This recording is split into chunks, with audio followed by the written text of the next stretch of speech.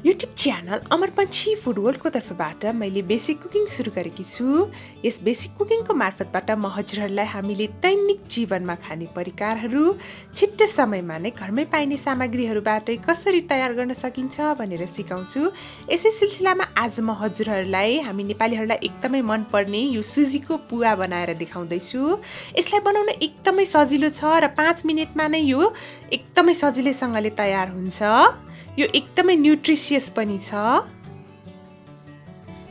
आजको यो रेसिपी मैले 3 जनाको लागि बनाउन जाँदैछु। त्यसको लागि मैले सुजी लिए 150 ग्राम, घिउ हामीलाई 3 चम्चा जति चाहिन्छ, नरिवलको पाउडर 2 चम्चा चाहिन्छ र चिनी 3 चम्चा जति लिन सक्नुहुन्छ।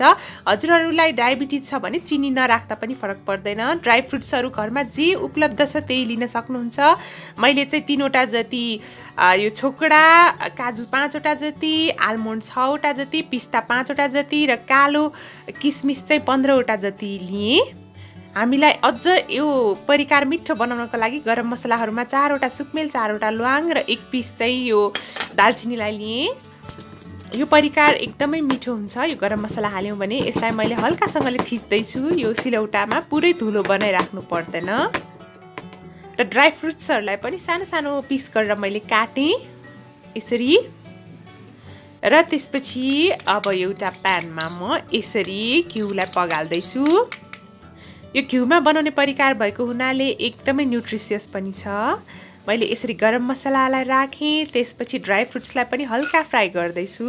हामीले के कुरा ध्यान पुर्याउनु पर्छ भन्दाखेरि यो गरम मसला र यो ड्राई फ्रुट्सहरू चाहिँ डढ्नु हुँदैन। डढ्यो भने चाहिँ कति पनि मिठो हुँदैन। त्यही भएर सानो आँचमा पकाउनु होला। यसरी नरिवलको पाउडर पनि राखेँ।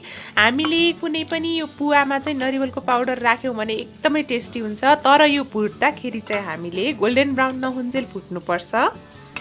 यतिको हल्का गोल्डन ब्राउन भइसकेको छ। यो कालो किसमिस पनि एकदमै मजाले यो फुलिसकेको छ। हजुरहरूले देख्न सक्नुहुन्छ। यतिको स्टेजमा अब म यसरी सुजीलाई राख्न जाँदैछु। यो मैदा आटाहरू खाने भन्दा चाहिँ यो सुजी खानु हाम्रो स्वास्थ्यको लागि एकदमै राम्रो चिज हो।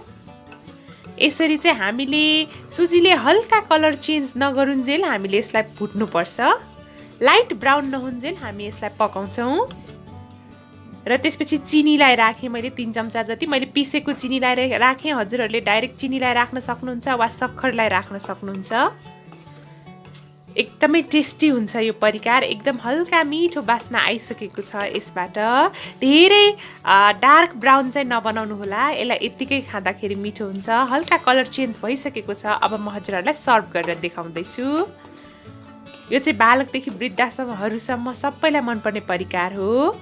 आजको रेसिपी हजुरहरूलाई कस्तो लाग्यो? यदि यो रेसिपी मन पर्यो भने भिडियोलाई लाइक, कमेन्ट र सेयर गर्न नबिर्सिनुहोला। साथै मेरो च्यानल अमर पंछी फूड वर्ल्डलाई सब्स्क्राइब गरिदिनु होला। Thank you so much for watching. Have a nice day. Happy cooking to all of you. Stay safe at your home. Good by.